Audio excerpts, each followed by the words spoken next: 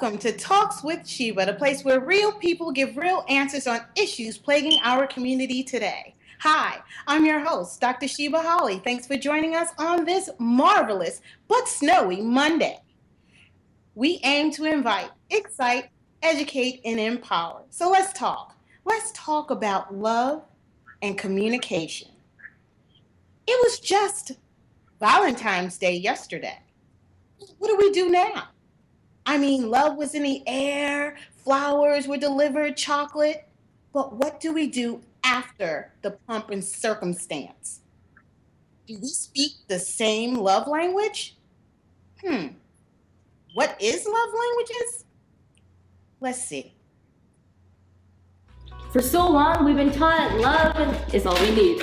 Oh, there you go. And to some extent, it's true. But did they ever take into consideration the way you and I actually understand and feel love? Amanda, great job on the presentation.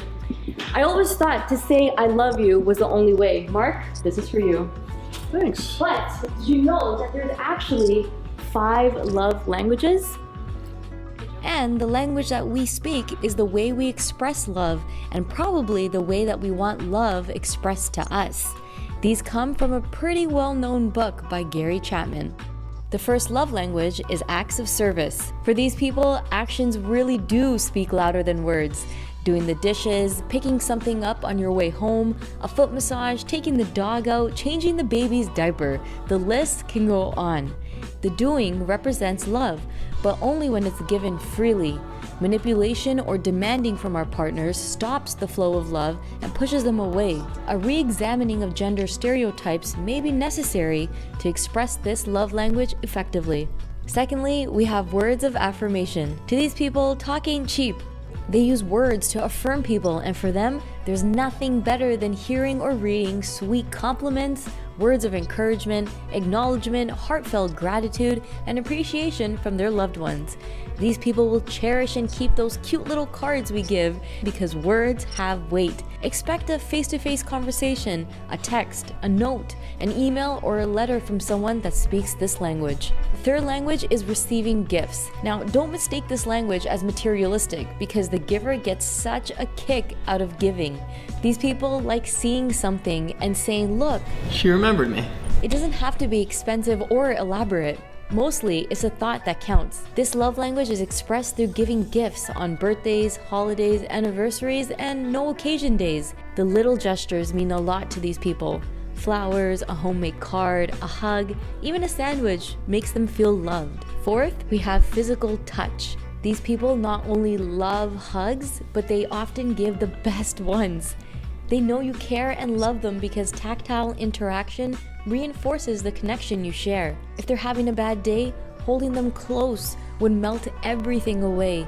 Kissing, slow dancing, holding hands, 20-second hugs, and massaging are all examples of ways to speak this love language. And finally, we have quality time. Turning off the TV or putting down your phone and turning to the person that speaks this love language will show they have your undivided attention. By giving our time, we show these people that we love and care about them. Quality time is a powerful emotional communicator of love. It doesn't have to be a whole day or night. Even a quick focused check-in, either face-to-face or phone, goes a long way. Relationships are fundamental to feel like we're living a fulfilled life. Chapman believes that we can all speak more than one language, so over the next few weeks, we'll be exploring each one a little more closely. There's also a quiz online that you can do to find out what your love language is. I'm Raji, and I'll catch you next time.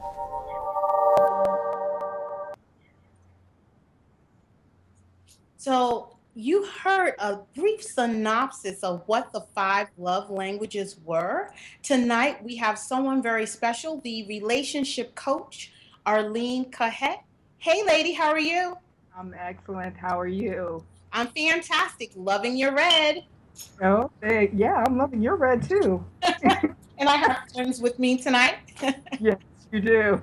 So happy belated Valentine's Day. Same to you. So tell us all about the whole love languages. Is this real? Does it really work and help a relationship? Yes, it does. what you find is that there are people who communicate differently and receive love differently.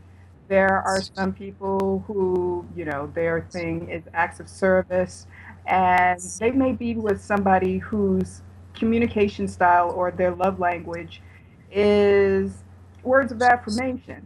So the person who's in a relationship, they may initially start out doing very well with one another, but after a little bit of time, you will find that those two would actually say, I don't think that you love me because you don't do X, Y, Z. And, the person who has words of affirmation as their particular love language is thinking, I say I love you all the time. I'm always giving you compliments. I'm always, using my words to display my, desire. When the person with acts of service as their particular love language, it's like, well, you don't take out the garbage. You don't clean up you don't clean up the yard. You don't do this X, Y, Z. Those things that absolutely have to be done. So it's always beneficial for couples to, especially now when you have the rate, and mind you, this rate has been pretty much the same for several years since the 80s at 50%, the divorce rate. Wow. And that number is still the same, except this time around, less people are getting married. But these same issues still tend to come up. So yes, very, very important to learn the love languages and understand. It gives you the opportunity to understand yourself and also to understand your partner a little bit better and feed them, feed that particular need that they have, so that you have clarity and so that you can have more harmony in your relationships. Yeah, when I think about when I've dated in the past, I dated someone who would buy me gifts all the time, give, give, give, give, give, and I wanted time more so. So their big thing was, I don't understand why you feel this isn't working because I spent X amount of dollars on you, and I'm looking like, your point. I was like, what is that supposed to mean? It didn't mean anything to me. But Right. then I did recognize, because it's something I guess we feel works for us, because someone else would wash my car. Yes, because people. And I thought that was great because I never had time to do that. Well, But I like my car looking clean. well, of course, people are always going to love you in the way that they understand love to be. So when people begin to develop this particular knowledge, it really does change the dynamic of all of their relationships, not just, their personal relationships, which are important, but all of them, like workplace, with extended family members, of people they may meet on the street, it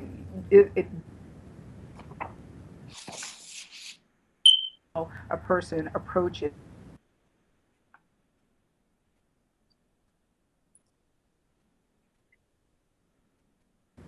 and what you find, yeah, that you need. Okay, so the purpose, you're a relationship coach. So Right. what is the purpose? I know you said that there is a 50% divorce rate, and what was really, it wasn't funny, but I kind of chuckled inside. There are less people getting married. And I have heard even women, and we're usually the ones that want to solidify that relationship. We're saying, marry who? No. So, I mean, what do you do as a relationship coach? So what we do is we explain the differences between men and women and how they communicate. We also help people to get a deeper understanding of who they are, what their needs are, what their requirements are, and what their wants are. And as a result of it's really, we really do like dig into who the person is personally, and then when they get to opportunity to see it like out on paper, to it really provides them a great deal of clarity, because how many times have you been on a date, or you've talked to your girlfriend and you ask them the question of, well, what type of person would you like to be involved with? And they will use like really soft definitions. Oh, I want somebody who's college educated. I want somebody who's intelligent. I want somebody who, you know, that's that knows how to dance. It really, and the thing is that when they begin to answer those questions, you realize that they haven't even begin to scratch the surface of Right. what it is that they really, really desire. Now, with the relationship coaching, we help the person to understand themselves. Then we go about explaining what the difference is between the male and female, and what they're, how they process information. And then, we do classes where we teach people how to, to teach people about the love languages, and we teach them about communication and how to communicate better, thereby giving them skills and strategies on how to create a more harmonious relationship. And, I am all about love. Yeah. And so, and I've been, apparently, I realized in hindsight, like, actually yesterday, I was talking to my beloved, and I was explaining to him, I've been at this for a long time, and it was just through my observation of seeing the women in my family not being in relationships, and I wanted to have a different paradigm for myself, and I want to teach other people to have a different paradigm for themselves, and and help them to understand themselves better, and to love themselves, and to be able to draw love into their lives.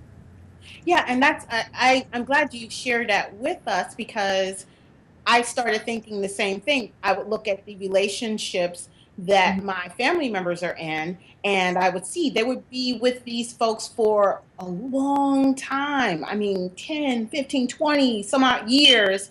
But I Mhm. often wonder, are you really happy? And I would sit and, like a fly on the wall, and just listen to the communication patterns. And I would just, inside, I wouldn't make comments, but I would think, man, that sucks. They really don't know how to talk to one another here. Are they happy? And when is there a point, or is there a line where you think or feel like you settled? Uh, Oftentimes people do settle because they aren't clear, because they, they've had so many relationships with different people, or they may not have been able to attract anybody at all, and then they said, well, this person is attracted to me. I will just, get into this relationship, and and see, just come, take what comes. And that That's horrible. yeah, it's horrible, and it brings in a whole different dynamic of having what I would call a story to tell after the relationship is over. I've heard it time and time again, time and time again, where people are telling me their relationship stories, and the reasons why people get married. It was just when people tell me that, I'm like, oh, The really? reason why they got married. Yeah, the reason why they got married, they may have gotten married for the sex. They've got married because nobody asked them. They got my apologies. She has a call. It may be her beloved. I do apologize. No problem. Okay, there we go. Arlene is out of New York, and I thank you for joining us today. I really do. Hmm. Yes. But you were saying that the reasons for getting married, were ridiculous to you? Really, really, just me just being a romantic, Hmm. hearing some of the stories that I had heard, and some of the experiences that I had heard. I just was like, oh my goodness, this is absolutely, so sad and a little appalling. Just, I guess you could say that I was really affected by all of those films and things of that nature and the whole falling in love. And even myself, with my first marriage, the reasons why I got married to him was because I thought that we looked good on paper in terms of, he had met, many of these at that time. And the other, like the things with the love languages and the communication, that did not come until after the marriage was dissolved. And so, I'm always going back and saying, okay, what didn't I do this first time around? Mm-hmm. And yeah, and what can I change? And when I saw the love languages, I went, oh my gosh. You think Yes. Oh, my love language is physical touch. Oh my goodness, really? Great. Yes. And then his was, when I think back in hindsight, gifts and acts of service. And when I got the opportunity to just sort of review, I saw where I said when I first read the book, I was like, my marriage may have lasted, much longer, or we would have had more harmony if we had this, so yeah. Interesting. And I also, but as I have been in a relationship where the person, their love language had to be receiving gifts because they always wanted something or felt that. It just showed them that you were thinking about them. If they wanted that's the whole thing with the people who have gifts as their love language. When they see that gift, they're saying to themselves, oh, she thought about me during the day. She thought about me so much that she gave me this. And let's just put it this way. Every time they see that gift, you always get a point. Oh, well, I felt like I was being used, so they were cut off. Okay. Yeah. So anyway, there is a 5 love languages test. You can go to www.5lovelanguages, and that's the number 5, lovelanguages.com/profiles/singles. Take the test. I did, and I'll share my results. I have 11 in quality time. I'm kind of not surprised. 7 words of affirmation, a 5 in receiving gifts. That I was a little shocked about because I like stuff. 4 in physical touch, and 3 in acts of service. I still like getting my car washed. However, I'm a QT person. So after these messages, we're going to find out how we can say what we mean. Hey, are you golfing today? Yeah, It's the second time this week. but you said it was fine. It is fine. It's perfectly fine. Are you confused by female behavior? Wish you had a translator to understand what she means? Well, you're in luck. Introducing the Manslater, a revolutionary device that translates woman language into simple man words. Finally, the power to know what she means. Okay, cool. Let me just check with my wife. Hey, babe, a tea time open up later. You mind if I go? Fine. If that's what you want to do. No go! Stay home! On second thought, I think I'll just stay here with you and watch The Notebook. Aw, how sweet. Now that's more like it. The Manslater uses emotion deciphering technology to help you out of the toughest jams. Hey, is everything okay? You sound upset. Why would I be upset? Forgot anniversary, jerk! Oh, no way! Happy anniversary, babe. You remembered. Come on, of course I did. Thanks to the Manslater's patented FemLogic processing chip, now any man can decode statements like, Are you wearing that? You change, now!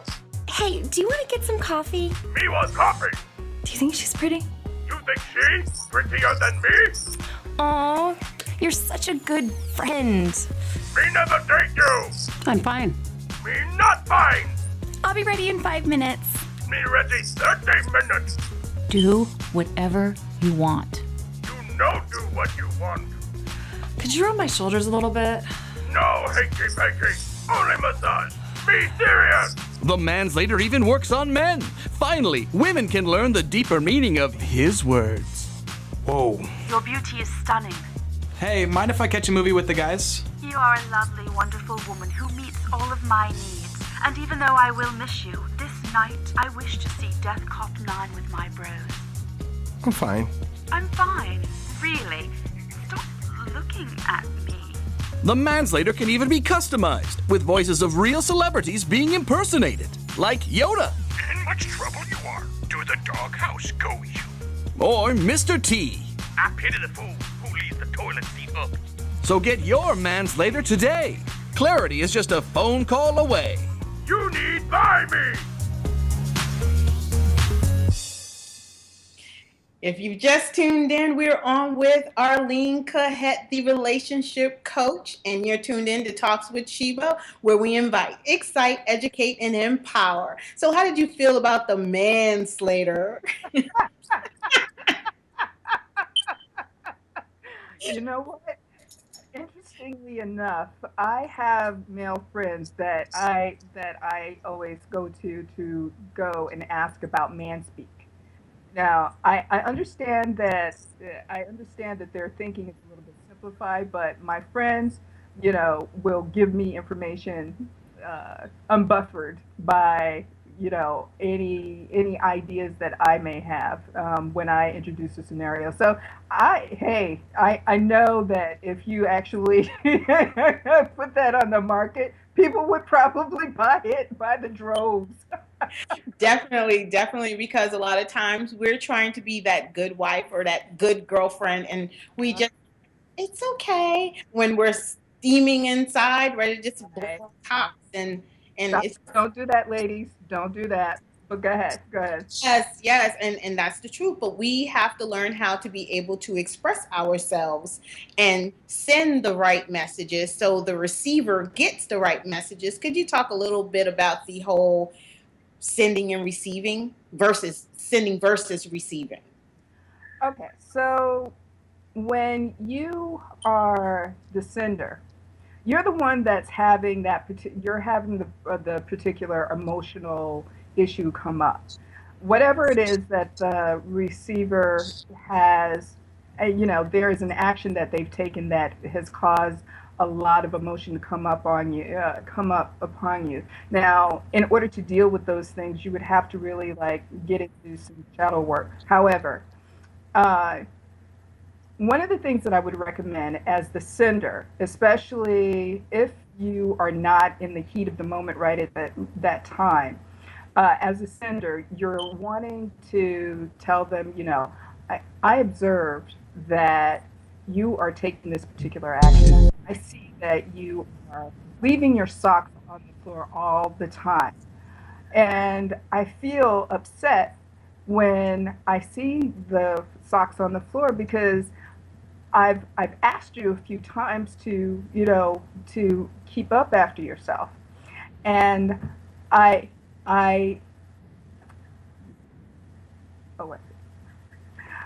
request that you keep up after yourself because it's hard cleaning up after you all this time. And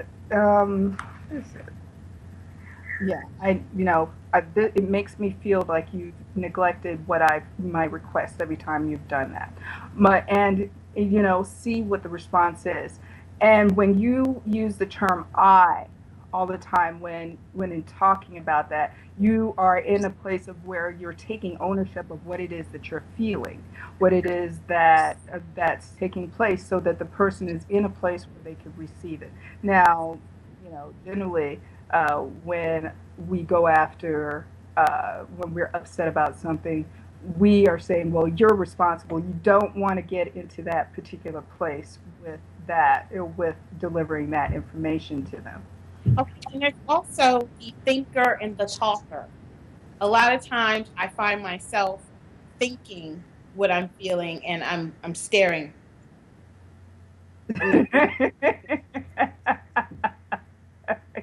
Yes, yes. But then there's that talker. So how does that look? Well, the person who's thinking, they're having a story go on in their head about whatever has taken place, and the person who's the talker, they're the ones that are walking. You know, the especially I'm going to bring up my my business partner's one of his ex-girlfriends was saying that you know she wants to continue talking about that stuff because she wants that person to understand that this is the way. You know, she's the one that the fellas are going to call a nag because she's following him around making sure that her point gets across, and you know she's continuing to say, you know, you should have done it this way and it should have been done that way, blah blah blah, and just keep, and it's like it can be overwhelming to a guy until he's like, you know what, you crazy. And you know, my business partner says, you know, most men feel that women are crazy, you know, whatever. Yeah, And me too. They're crazy too. We got different kind of crazy, but they're crazy too. I, we have these differences, and I want to go through this here. I just have to read this, guys, because it's so much. But it's good information. The author is Deborah Tannen. She's a linguistic professor and author of You Just Don't Understand. Believes that men and women differ in their focus or driving force behind their communication. So according to Tannen, men converse with a focus on achieving social status and avoiding failure, while women focus on achieving personal connection and avoiding social isolation. So, in essence, men want to report and women want rapport. So, here's a couple of descriptions of how it looks for Tannen. Women desire intimacy and conversation to feel connected to others. Men desire to give information while remaining independent of other parties. Women try to avoid the appearance of superiority, whereas men are comfortable telling others what to do or appearing superior. Women want to reach consensus and consult with others before deciding, while men want to get straight to the point, bottom line, and choose without consulting with anyone. And women want to communicate to build relationships, whereas men communicate to give information, solve problems, and show expertise. How does that sound to you? That's familiar? That sounds very familiar, and if anybody reads like John Gray's book, you know, Men Are From Mars, Men Are From Venus, he says the exact same thing in a different way, but he says pretty much the same thing. And there's also scientific background to show how men's minds fire off differently than women when they're presented with a problem. So, you know, men tend to be focused in on solving the, you know, if there's a problem, let's solve it, you know, and they're going to give you the answer that they feel that will solve the problem, when in fact women want to talk about it until it's like really kind of out of their system, and they may actually have the solution already in mind. It's just that they want to communicate about it because they feel a sense of you know, they feel a sense of connection when they are actually communicating and talking about it. And you know, and it's funny because I do have John Gray's information here, Dr. Gray. He says just that women use more words. So when you said your friend would sit there and want to just talk, I'm not done with this conversation. Oh, you are. And, you know, and men just want to, you know, express themselves with the feelings, and they it says men want to do it privately. We want to do it more openly. And it's funny because I would always joke with my mother whenever I make a statement or I'm expressing myself, she would go into problem solving mode. And the biggest joke is, I'm like, Ma, please stop being a man right now. Would I'm you like, I said, brought up around a lot of men? yeah, yeah. I'm like, you're being a man right now. And she said, huh? And then I explained to her, I was like, look, men always want to solve problems. Sometimes women just want to express themselves just to say how they feel, to get, get that off their chest. And we don't need the problem solved. Like you said, we probably already have the answer. So that's like my mom-daughter joke. Like, Mom, stop being a man right now. I'm just blowing smoke. You just sit there and listen, hon. So I find that very interesting. But since we are socialized differently as males and females, what are your thoughts on the behaviors being altered in order to, have a good relationship? Do you see us being able to transform our behaviors? Yes. When you have a clear understanding, you have that working knowledge. It does change the way you have your exchanges with both men and women. When you understand how they're operating and how they're thinking, and it does. Knowledge is power, definitely in this particular sense. I oftentimes you will actually see that women who've grown up in a family with a bunch of men, have that particular breakdown a little bit better than a woman who hasn't, who has to actually learn it. But as soon as that woman learns that information, and vice versa, as soon as that man understands that, I will say, even Reverend Harvey, when I had approached him and he started studying up on it, he had his aha moments, several times over. Yes.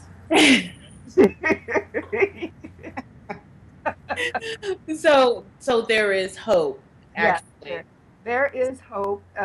Just understand and know that you've got to actually have the desire to make that happen. You've got to want to change up your relationships. If your paradigm hasn't been working for you, if you're continuing to say, women are acting crazy or men, don't listen, then you may want to take a look at it, especially if it's showing up as a particular pattern. It means that you've got to make a change, and you've got to invest the time to actually make that change and see what else can be done, because not everybody is actually saying those things. People are getting along pretty well, and when you actually have that as a part of your social toolkit, it will change up all of your relationships. And I'm glad you said social toolkit, because what if you are in an environment where the communication is totally skewed? I mean, would you need extra training, or how would you even recognize it and not feel it's the norm? One of the things that I always talk about is patterns. If you're finding that a pattern is showing up over and over again, and maybe the people around you are saying the same thing to you or a similar type thing, and you're finding that that they're saying it, then that's an indication that you're going to have to try something different in order to see if you can communicate with people in a different way. Maybe there's something that you're expecting. You come in with these expectations of how it is that you think that other people should appear before you. And, recently, Reverend Harvey and I did a show that talked about expectations and how they really kind of get in the way of how people communicate, what they're expecting from social situations, what they're expecting for personal situations, just because they have gotten caught up in what I would call a certain train of thought or a line of thinking about how things should be done. Yes. Whew. Well, at least there's some hope. And I'm glad you said when you see a certain pattern, and with people I work with, and they're saying, oh, I'm single, and sometimes just watching their behaviors and how they communicate, and I think to myself, because I work towards being a nice person, I say, I see why you're single. Because you're getting on my nerves.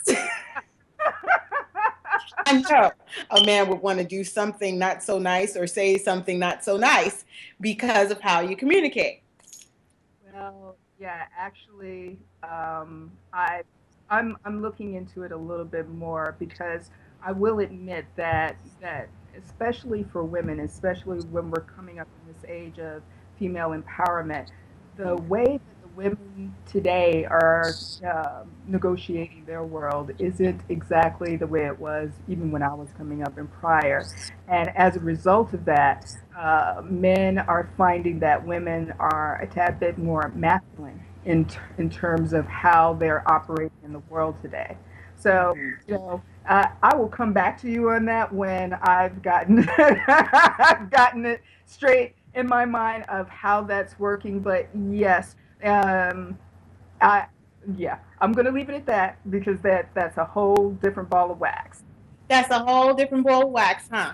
Well, we're going to take a break, and I would like to talk about the OFNRs and those magic words, and just kind of give folks some examples so they can negotiate and let Valentine's Day stretch for another, well, since it's one day, it's 365 days. So for the whole 365 days and not just one day when they're getting those roses, that candy and stuffed animals.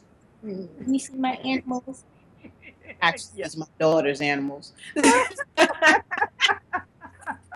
Bought that one for, Valentine's Day is big for my family too. We would buy each other things. And I remember growing up, my mother, I'm an only child, she would get those candy hearts with the words on it. It had like messages on it. Do you remember those? Yes. Different color hearts.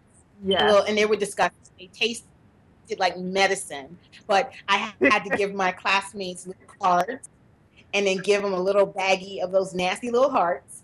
And it was just something to do. And she would say, "Here, sign your name and put your classmate's name on it." And I was like, "Well, I don't really want to give them this." Because it wasn't nasty. I just felt it wasn't necessary. So, I mean, we could talk about those different things when we come back after these messages. OFNRs. How do we negotiate?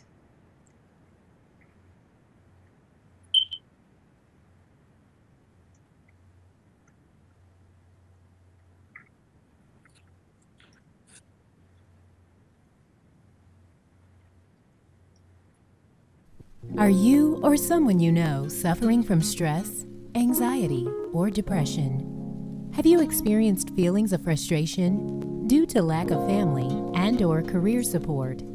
Let's talk. Relationship issues got you down? Get the help you need. Contact Dr. Sheba Holly, mental health advisor and life coach, at clarity.fm/Dr. Sheba Holly. That's DrShebaHolly. If confidentiality, comfort, and convenience is important to you, guidance is provided on your terms. You deserve peace of mind. Contact Dr. Sheba Holly, mental health advisor and life coach, at clarity.fm/Dr. Sheba Holly. That's DrShebaHolly. Get answers now. Make your appointment today. Let's talk. Clarity.fm/Dr. Sheba Holly. That's DrShebaHolly.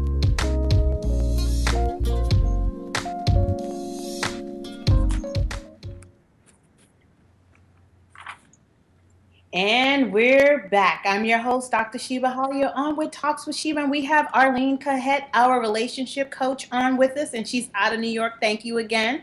And we're talking about the OFNRs. It's a non-verbal communication. Am I right? Non-verbal communication model. Non-violent communication model.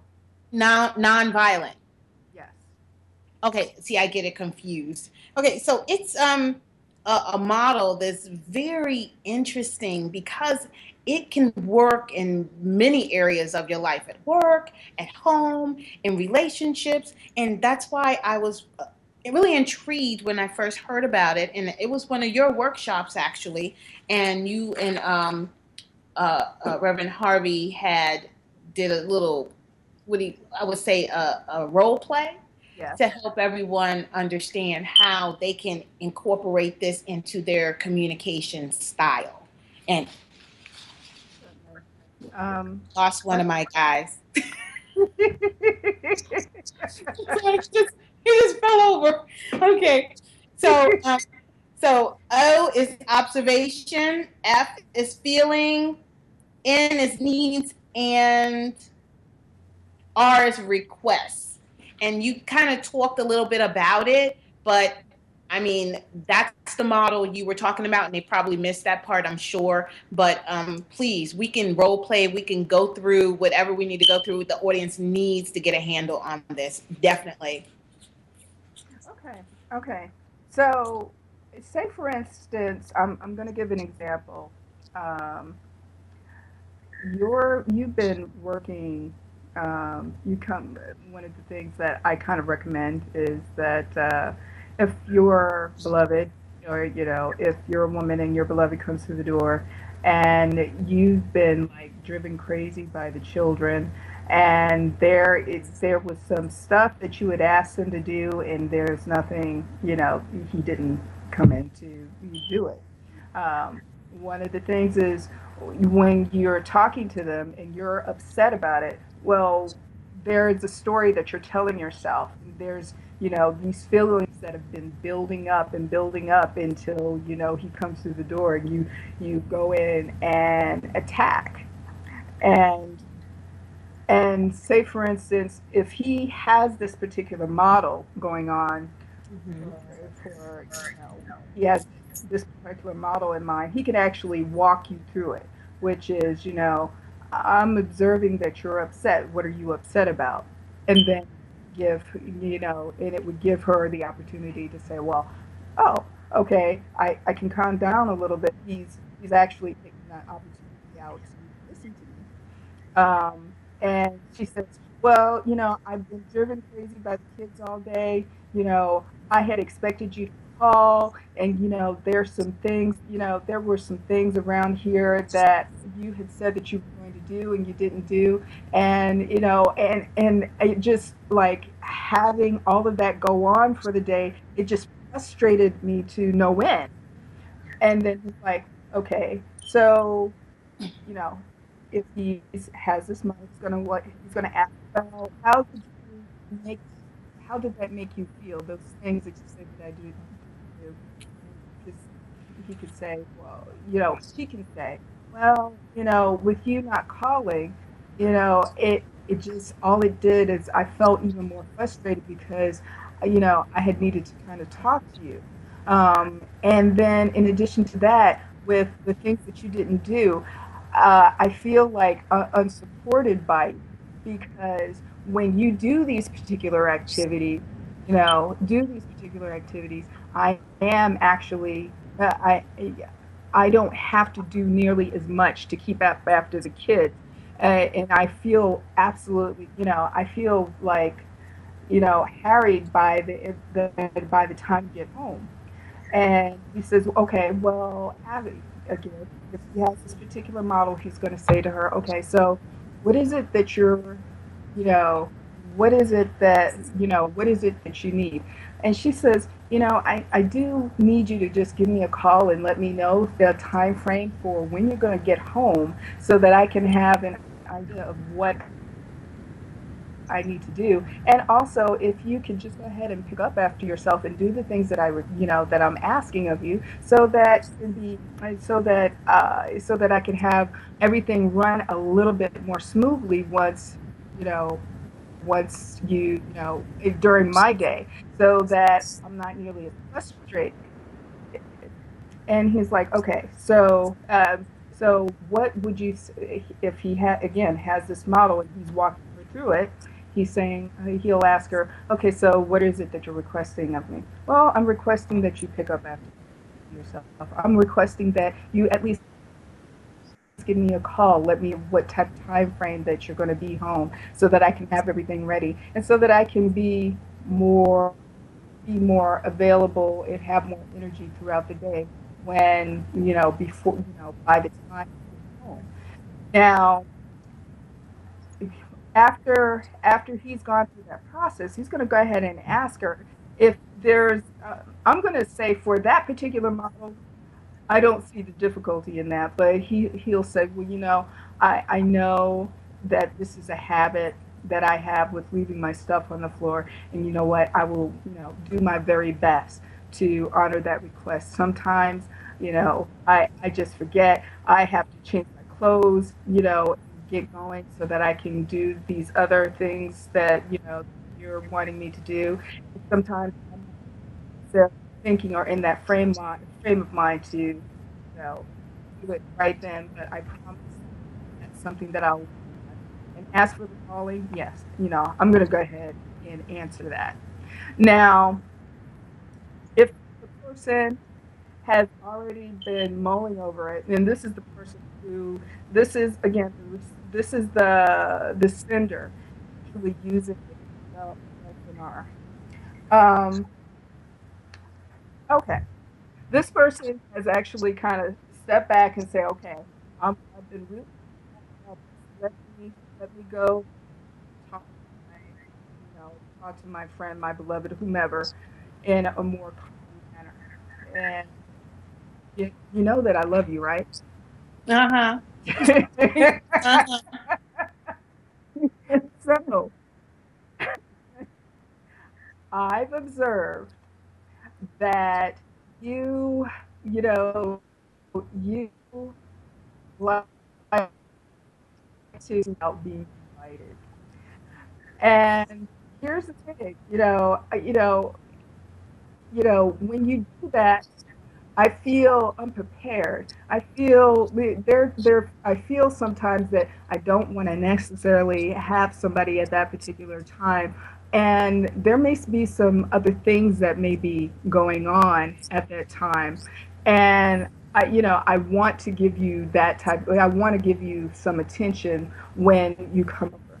So I need you to just give me a telephone call and let me know that you're coming, or let me know what you're thinking, so that I can plan my day and we can come to some type of consensus about the time.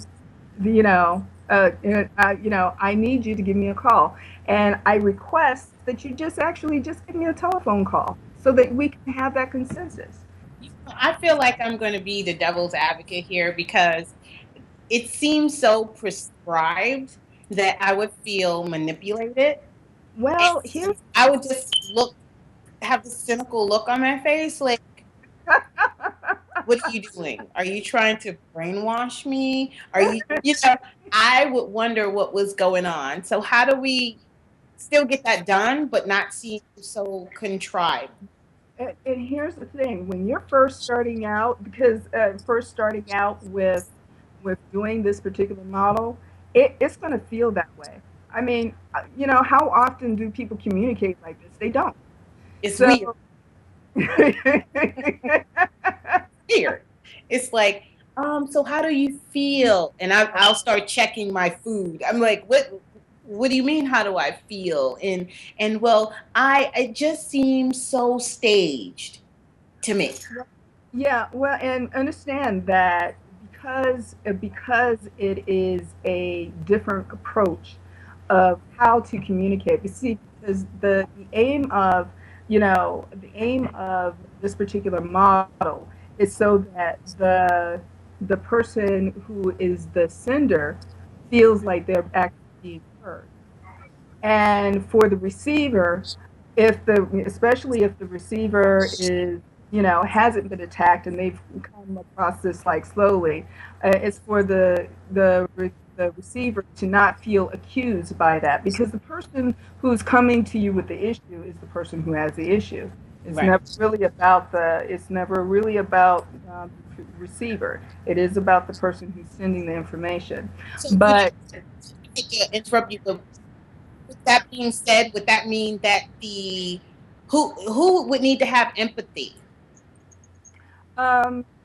the the receiver is going to be the one that has empathy, and it is supposed to, what it does is it just allows the sender to understand that they are being heard and that they're being understood actually in this particular moment. And as for, and just over and over again until it just becomes a natural part of you, because like I said, it's a new skill set. It's a different skill set, so it may just take you a moment to get to the place where you're actually comfortable, and it doesn't sound so prescribed as you say it. Okay. Well, I'm so glad we got in there our 5 love languages, and I remind everyone, go take the test. Go take the test. And we have Arlene Kahet here with us, the love relationship coach. And what is your website? They can reach me through www.oneloveoneconnectiononeus.com.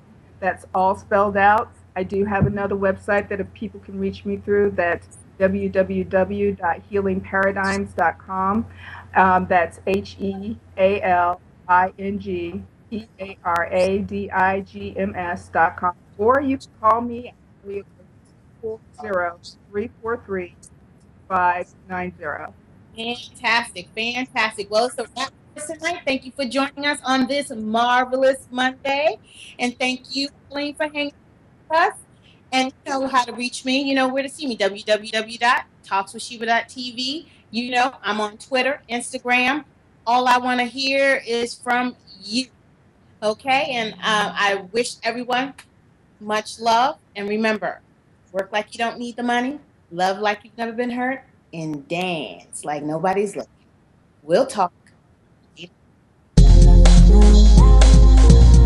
Talks with Sheba. Be empowered.